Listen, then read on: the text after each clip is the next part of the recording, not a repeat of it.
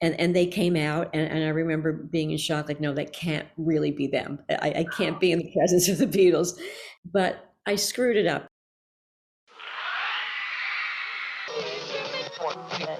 These youngsters from Liverpool, England. Hello, I'm Jack, and you're listening to the Here, There, and Everywhere podcast, an interview show about the Beatles' influence in the past, present, and future across the universe and across generations. Thank you for the overwhelming response to the first few episodes of this podcast. We appreciate all of the support. If you like the show, share it with a friend and leave us a review on your podcast app. I'd like to introduce a very special guest on today's podcast, the lovely and legendary Maureen Van Zandt. Maureen, thank you so much for coming on the show. How are you doing today? Oh, I'm so happy to be here. And legendary, I don't know. The Beatles are legendary. Happy birthday, by the way. Thank you. How was that? Oh, it was fun. I mean, it was kind of low key. I teach an acting class on Zoom, as we do everything on Zoom lately. So I was working the night of my birthday because we do it every Mondays. But then after that, had a nice dinner with friends the next day. So all good. It was a kind of low key one, but that's all right. I think the low-key birthdays are always the best birthdays. Absolutely. For me, Yeah. at I've had a lot of birthdays, so I don't need to be going too big on them. least. So, let's start from the beginning. Can you tell me about how you grew up? I grew up in New Jersey, in Newark, New Jersey, mostly. I grew up in a very Italian American neighborhood. And what was that like for you? I don't know. I guess it was a very happy childhood. I was always feeling like I was a misfit. I was interested in artistic kind of things, and the neighborhood that I grew up in. It was it was not very, very sophisticated or anything. So I was interested in the arts, and I didn't really get that much of that around me. I did, however, go to school and learn ballet and different forms of dance and everything. So I had that outlet. But I think I had a pretty regular childhood, but I kind of always felt like I didn't really fit in. And that's one thing that I think the Beatles brought to me. I think when I became a fan, I connected with a lot of other fans. I mean, I met my best friend because of the Beatles. Wow. So I think a whole new world opened up for me, and I didn't feel like I didn't fit anymore. This is something that I can relate to. I totally relate to that too, especially being part of this new generation. You don't find too many Beatles fans or people that like older music in general. So when I do find someone my age that likes that stuff, it's the best feeling. I can imagine, but you see, it gives me hope that Yes. there are people like you out there, and I'm seeing more and more younger people that are really into the Beatles, because I think that kind of greatness, it doesn't change. It spans all kinds of time frames. So I love that you're a fan. Can you tell us how your interest in the arts began, and did the Beatles have any influence on that? Well, I had done a little bit of work on Broadway when I was a kid. I was trained as a dancer, so I was interested in that before the Beatles. Obviously, I was very interested in musical theater, but always loved music. I was a great fan of all kinds of music. Whatever was on the charts, I would listen to. My babysitter used to play Elvis all the time, so I was an Elvis fan when I was a little kid too. So I was very connected to music all the time. I was like attached to the radio. Do you remember the moment that you were hooked in by the Beatles? Well, let me see. I think I heard "She Loves You" first on the radio. I was quite young, and I thought, this is really weird. I didn't think it in a bad way, but it just sounded so different from everything else that was on the radio. And I heard it's this band from England, the Beatles, but I didn't pay that much attention to it.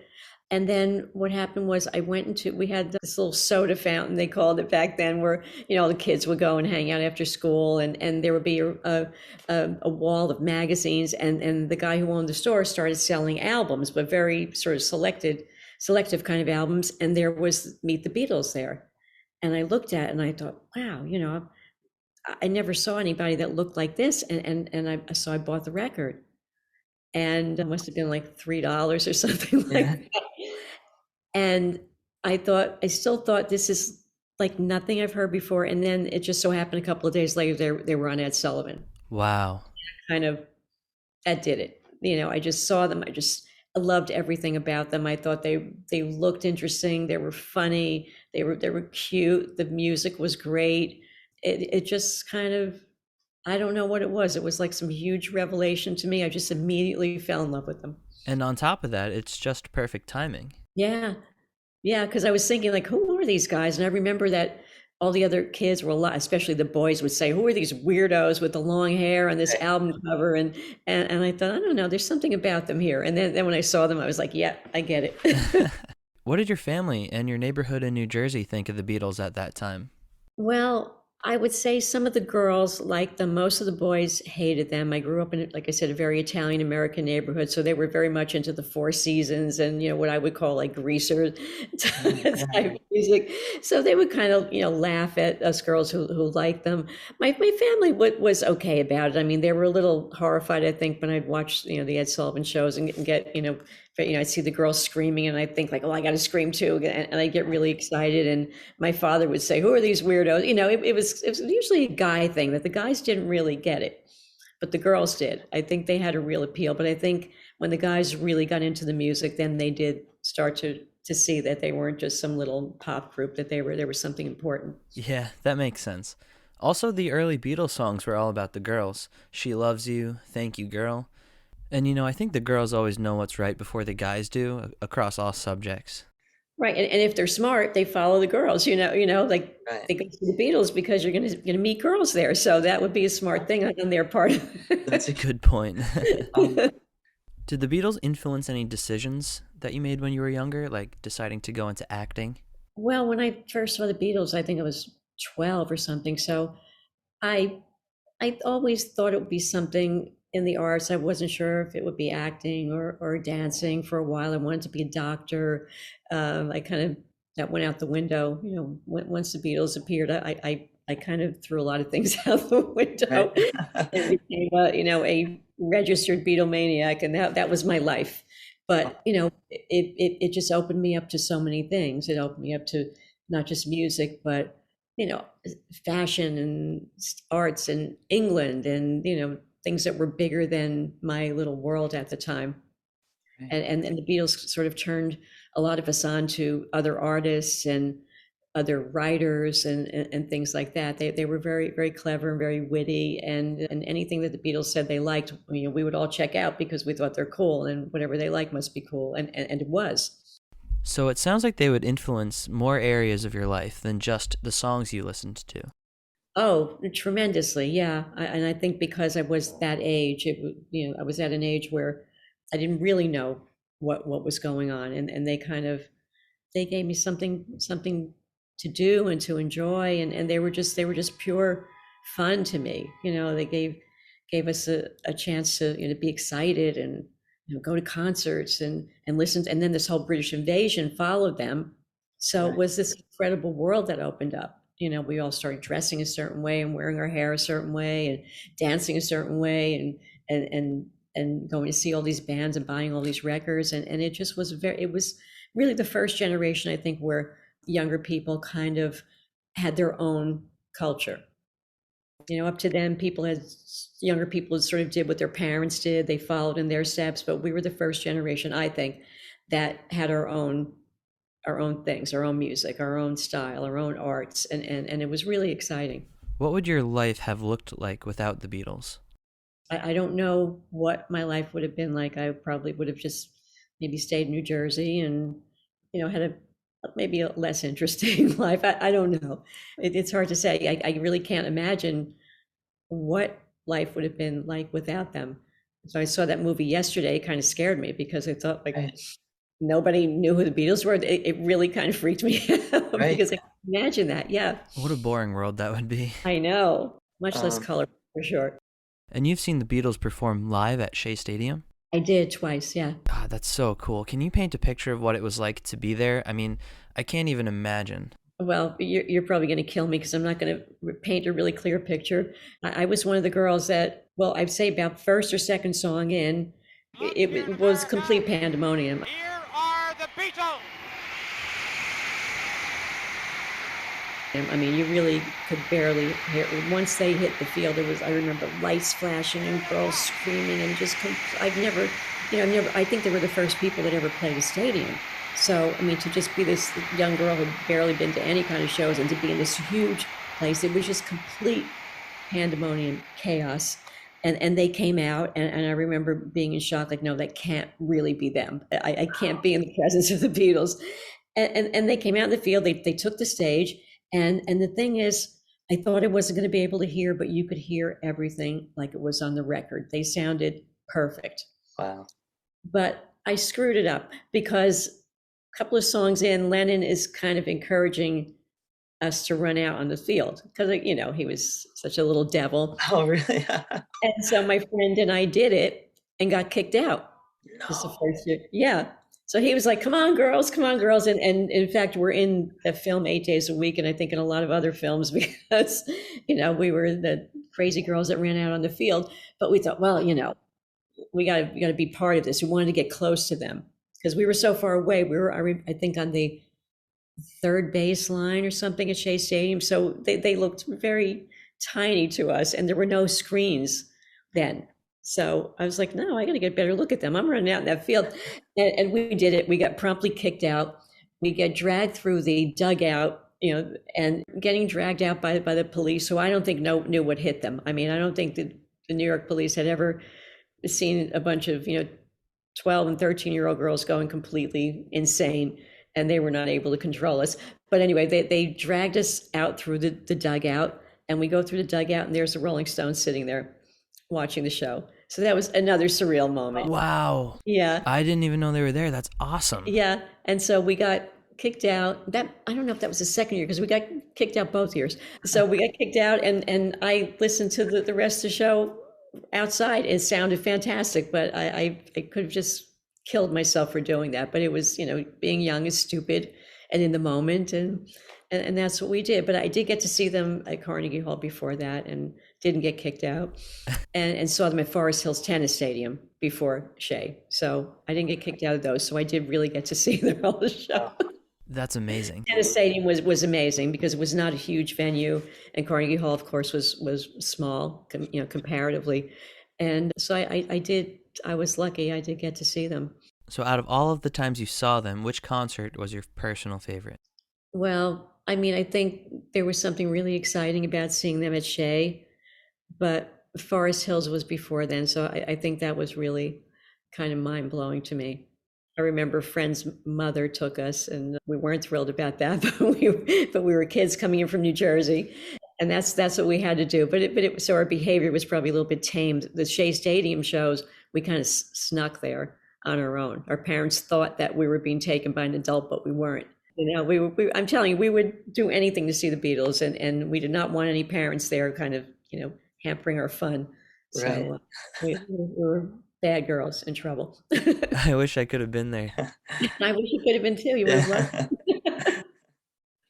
John always described Shea Stadium as the top of the mountain of Beatlemania, that was the beginning of the end for the Mop Top Beatles. They began to change after that, releasing Rubber Soul, Revolver, and Sgt. Pepper, all within 2 years of each other.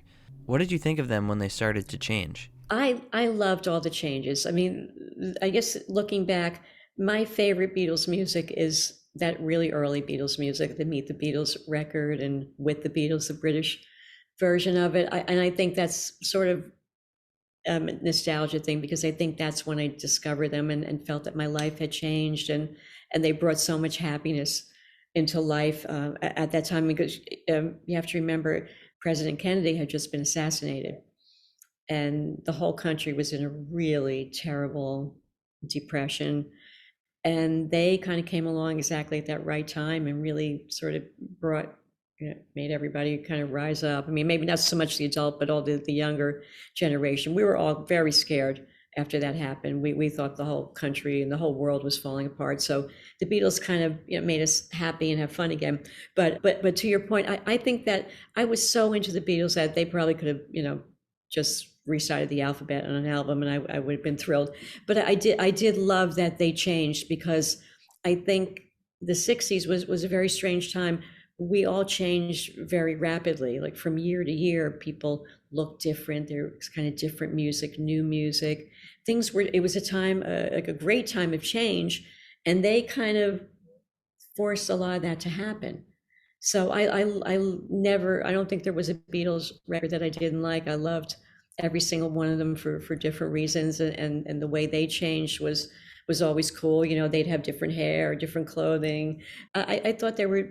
I guess I didn't realize at the time that they were geniuses. I just thought that these guys are so cool. Like they, you know, now they're doing this, and now they're doing this, and now they've got these band uniforms on. They're Sergeant Pepper, and I mean, it just was just constantly exciting to see how they changed. And of course, the music was always great. It wasn't like they did some terrible records. Everything was great. So you loved all of it. And then they had the movies that really made us see their, particularly Hard Day's Night made you see their personalities, because I think that was written really to show who they were. And we all kind of fell in love with them and watched them grow over the years, like as we grew up at the same time, except they were a few years older. Right. But we kind of grew along with the Beatles. Their message, you know, I think they had lots of different messages, but it was, you know, in the beginning very joyful, and then there was a lot of positive stuff. They made us think about things later on. They had a message of peace, of love, but also they talked about things that maybe weren't so fun. And you know, as they grew up, we changed with them, and I think they taught us a lot. So when the Beatles were at their creative peak around 1967, they started to change their message from direct love to like universal love. And you decided to join the musical Hair around that time too, Yeah. which is all about the counterculture movement. Why did you join that musical particularly? Well, I absolutely did love the message, and at that time I was a teenager, and I was hanging out in Greenwich Village a lot. I would, take the bus from New Jersey, and I live in Greenwich Village now, and I would come here, and because again there were people that were like-minded people. You know, you'd be on the street and everybody was a Beatles fan, everyone was a fan of music, everybody had long hair, cool clothing, bell bottoms, the whole thing. So it was a whole new world, and as much as I could, my best friend and I we just get on the bus and come to New York and hang out in New York. And the whole culture was right there in front of us. And then the hippie culture started to pop up around the time that Hair came out. And I couldn't say that I was really a hippie, but I did believe in all of those messages. And that show perfectly captured our time. It was, about being young. It approached issues that were really serious. A lot, one of the major ones obviously was young guys being drafted to go to Vietnam.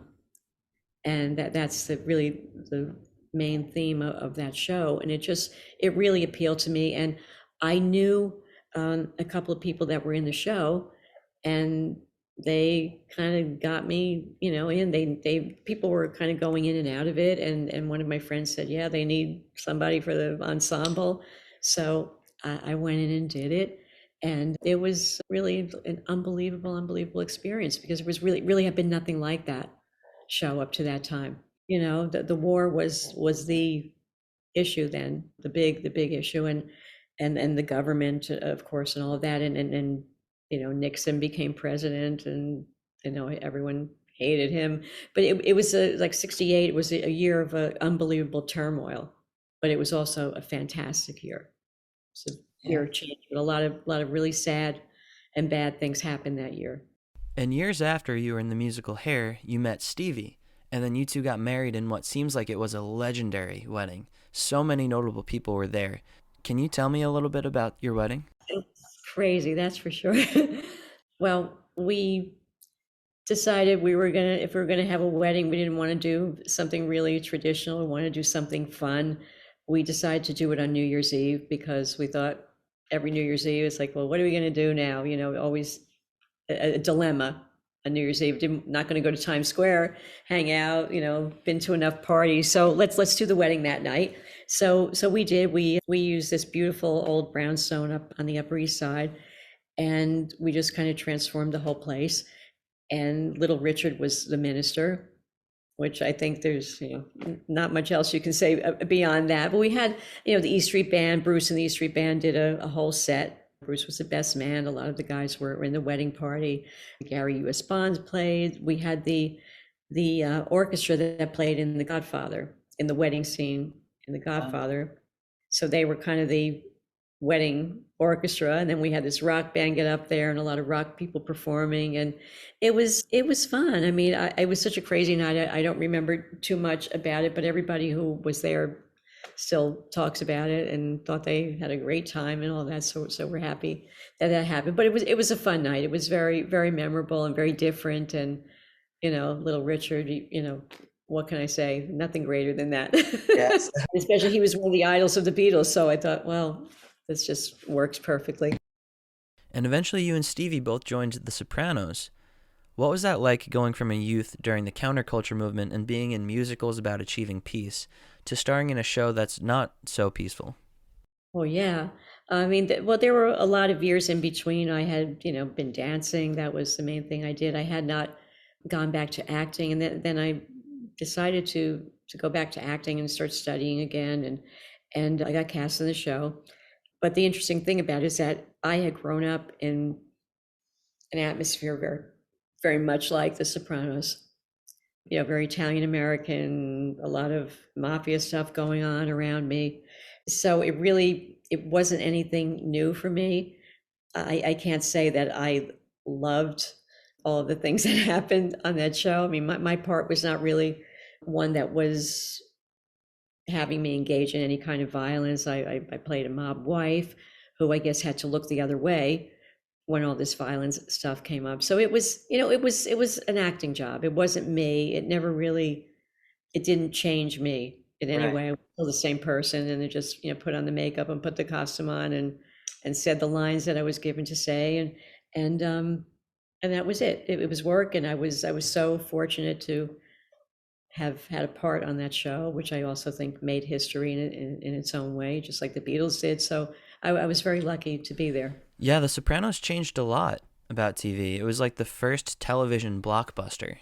Yeah, I think it really did change TV in a big way, and in so many ways. I think, number one was having a guy as the lead and the hero of the show, so to speak, not being such a good guy, a guy having a lot of flaws and a lot of problems.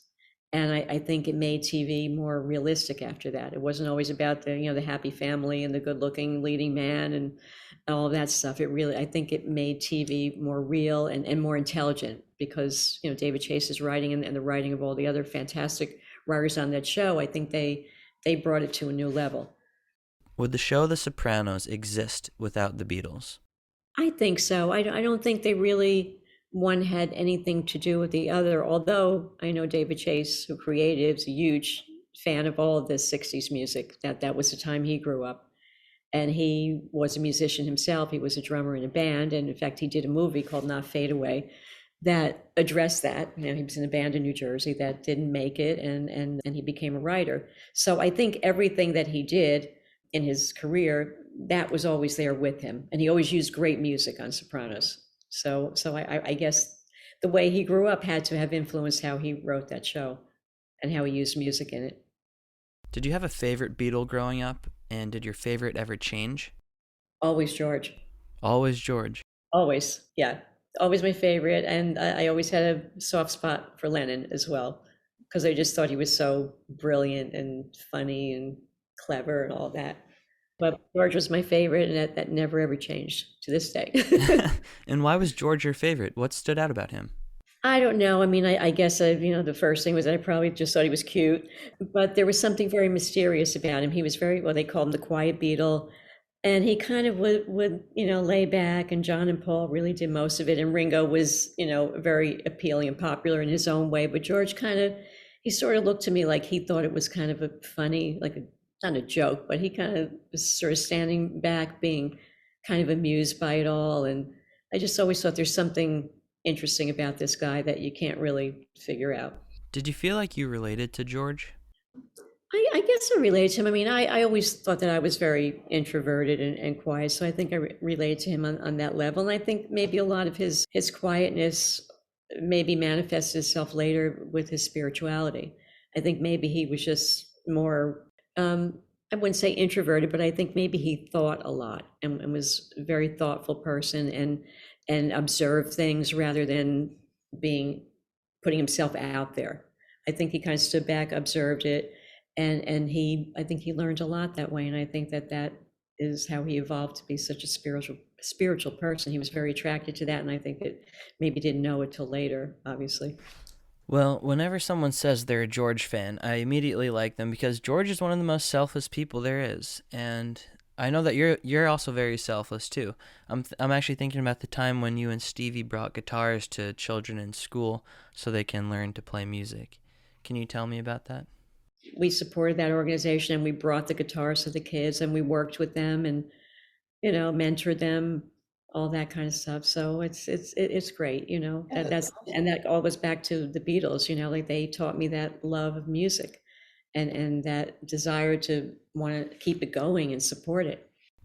Do you have a particular interest in supporting this younger generation's interest in music? Oh, definitely. It really worries me that I don't think rock is as popular a genre as it used to be. So I'm really really thrilled when I meet younger people that are interested in, maybe they don't have to be interested in the Beatles, although all of them seem to be if they're interested in that music.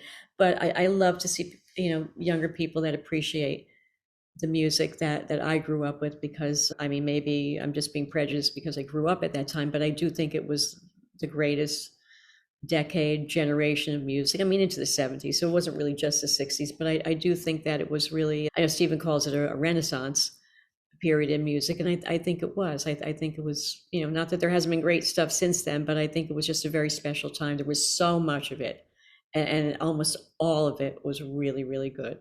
So, and I love when people appreciate that. Speaking of today's music, why do you think the Beatles are still so popular today? God, I just think that what they did was something that transcends time. They were just geniuses. They were brilliant songwriters, great as singers. I mean, how many bands are there? Three great singers in a band, and even Ringo, had his thing. It was just four very unique individuals. They really they just captured our hearts because a lot of it was the music, but also their personalities.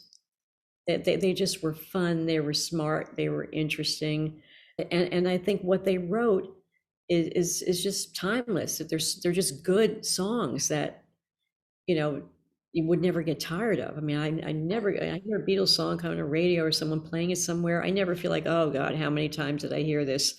I'm like, yeah, more. I want to hear more. Right. Yeah. I really do think it's their talent. In the end. Look, I still think that people are wearing those kind of fashions. I start to see lately a lot of girls wearing bell bottoms on the street, and hippie-ish kind of clothing, and it's never really gone away, because I think what's cool always comes back. And I think that, a lot of the music that's popular now, it's not really saying anything. It's kind of mindless music. Maybe it's music to dance to or whatever, but I don't think it's really having a message. And I think people are looking for inspiration now. I think especially after the last 2 years, what we've all been through, I think a lot of people have started to look inside themselves more. And I think they want things that are more meaningful. And I think, to go back to the past and rediscover or discover people like the Beatles, I think it's a very positive message that they put out. And I think people need that now. How long do you think the music of the Beatles will last?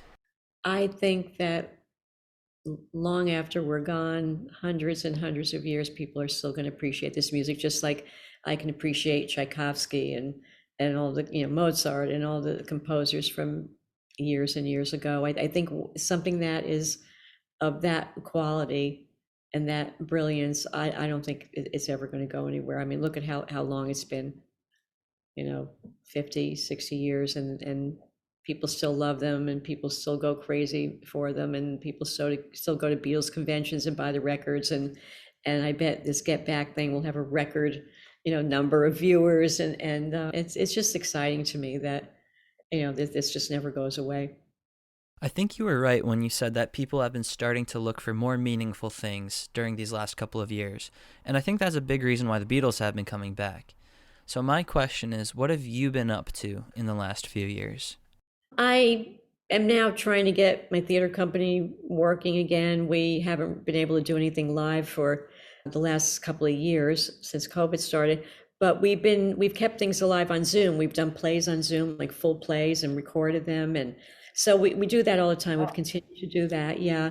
And so now hopefully things getting a little safer. I don't feel completely safe yet, but we're going to try to, get back to maybe doing some things live safely. And so that's mostly, mostly working with the theater company. I did a little voiceover on an animated movie. I continue, I've done a few projects here and there. I've done some podcasts, some radio type shows, old fashioned radio type stories and episodes and things like that. Did work on a web series called The Honey Zoomers, which is a takeoff on The Honeymooners. And it was about a brother and sister who are trapped together because of COVID. They're stuck in the same apartment, but they're kind of the characters that were in the old Honeymooner series. And it's just a very, very funny series. It's on YouTube if anybody wants to check it out. My friend Charles Messina wrote it, and it's really so much fun. So, I try to keep busy, teaching the acting classes, and that's it. And hopefully life will open up again soon, and, be able to get back to doing live theater and things like that. And what's the name of your podcast in case anyone wants to check it out? Yeah, my podcast is called Generation Gap. We've been on a little bit of a hiatus now, but we're about to get back to work again. My partner and I, Josh Accardo, is a great comedian, a great co-host, and we talk about a lot of pop culture things, and which includes the Beatles, but we talk a lot about music, arts, things that are going on, in the news and all that. So it's a fun. It's just like a fun hangout, Have you found music, and specifically the Beatles music, to be helpful within the last few years? Oh God, always. Yeah, I think music has helped me throughout my life in any tough time, even just, if you have some anxiety, stressed out about something, the music always helps you escape. When I walk in the street, I listen to music. It kind of, you can tune out the ugliness of life, or it can make you more aware of it. Yeah, I mean, to me, it's a great escape, but it's more than that. It's just something that I don't think I could live without. I couldn't imagine a world without music, not just the Beatles, but music in general. Truthfully, I think the music that I like is all the music from my past. I love Jimi Hendrix. I love all those British invasion bands. I still listen to that. It just makes me feel happy. I love Elvis Costello. I love Elvis Presley. I love Frank Sinatra now. That was my parents' music, and I used to say, "Oh God, that's horrible," but I have a real appreciation of that now. So I love classical music. I like a lot of things. I mean, I can't say there are too many recent artists that I'm a huge fan of, but I do, of course, admire people that are really good, people like Adele. I loved Amy Winehouse. I mean, it's not like I stopped at the Beatles in the 60s, so that's what I prefer. But I think things that are good, it could be any type of music. I agree. It does kind of sound like there's something lacking in popular music today. Yeah, everything's very sort of removed and robotic to me. It's like it's about a beat, a beat, a beat. But there's, I want to hear a song with a melody. I want to hear maybe some interesting lyrics, or at least something that is moving to me, or something that I can relate to. And I want something that's intelligent. I think a lot of the music lately it's not really saying anything. It might be entertaining, it might be fun, but it's not really not saying anything, at least not to me. The younger generation, look, that's their thing and they love it. Great. But I don't think it compares, honestly. So I think I was lucky to have grown up with what I did. Okay, I have one final question for you, Maureen. You talked about the Beatles being present in your life throughout your whole life. Was there ever a phase or time when the Beatles were your whole life? It would have to have been when I first discovered them, because like I said earlier, I was at that age where I kind of didn't know what was going to happen with my life. And I think, all teenagers are confused somewhat. And I just think that whole period from, you know, 64, 63, 64 with the Beatles to 70, it just made life so much more fun, and really, really taught me so much. And they were a great escape. And especially towards the end of that decade, my father became ill with cancer and suffered with it for 3 years. And I think that they were really, I remember Sergeant Pepper coming out at the time when he first became ill. And it always it was a comfort to me. It was something that I could go to and feel like it wasn't, life was not totally horrible, bad things were going on. It was sad, but that was something that could kind of give me hope and would make me feel happier. So yeah, I would say that period when I was a teenager, and I, loved them every year after that, but I think that was when I really kind of, leaned on them for a lot of things. I'm really happy that you had the Beatles as a source of hope. I think they're a source of hope to a lot of people, too, including myself. And Maureen, I just wanted to say thank you one more time for coming on the show and for telling us your incredible stories. It was truly an honor and a pleasure to be able to speak with you about the Beatles. It was great talking to you. Thank you, Jack. Thank you so much for having me on, and anytime, and good luck with this, because it's such a great idea, and I love that you're doing it.